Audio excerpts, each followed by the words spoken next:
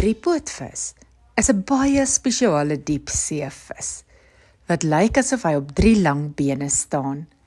Hy gebruik sy verlengde vinne, 2 onder sy lyf en 1 by sy stert, om stil op die seebodem te staan, soos 'n klein onderwater standbeeld. Hierdie vis wag geduldig vir kos om verby te dryf, en dan vang hy dit vinnig. Hy het klein oogies en 'n groot bek, en hy leef in die donker dieptes van die oseaan, waar min ander diere kan oorleef. Dis amper soos 'n geheime spioen van die see, wat stil wag vir sy kans. Dirkie Driepootvis. Dirkie was nie 'n gewone vis nie. Hy het op die bodem van die diepsee gewoon, ver weg van sonskyn en rifdans, waar die water kouer en die stilte dieper is. Dirkie het iets gehad wat geen ander vis kon voorgee nie. 3 lang bene wat uit sy lyf gestrek het, waarmee hy op die modderige seebodem gestaan het, soos 'n klein onderwaterstandbeeldjie. Sy bure, so Slinkie die slangvis en Paf die pofaddervis, het altyd gewonder: "Waarom staan jy? Visse swem. Dis wat ons doen." Maar Dirkie was anders.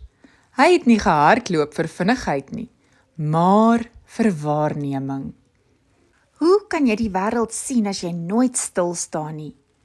sou hy sê, met sy glinsterende oë wat lig vang uit die donkerte. Eendag, toe die stroom stil was en die diep see fluisteringe bring, het Dirkie 'n fladderende vorm bo hom gesien. 'n Skadu, lank en swart, wat stadig oor die sand gedryf het. Dit was die diep skadu, 'n geheimsinnige wese wat glo visse se drome steel as hulle nie oppas nie. Die visse het gevlug, gille en borrels in hul pad, maar Dirkie het op sy bene gestaan en gefokus. Hy het die ritme van die skaduwees bestudeer, die pad van donkerte gevolg.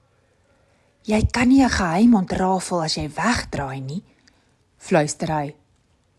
Toe ontdek hy iets buitengewoon. Die skadu was nie 'n monster nie, maar 'n verwarde ou inkvis met die naam Skommel, wat sy ink verloor het en nou ronddryf sonder rigting. Hy was bang en alleen. Dirkie het stadig nader gestaan, bene stewig geplant en gesê: "Jy hoef nie skadu's te wees om gesien te word nie."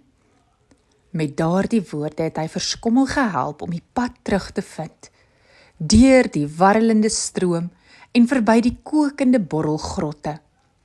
Skommel het weer ink begin maak en toe 'n vreugdevolle wolk van ink met sterretjies. Die visse het teruggekeer en vir Dirkie 'n nuwe naam gegee: die Stil Held, omdat hy gekies het om te staan toe almal geswem het.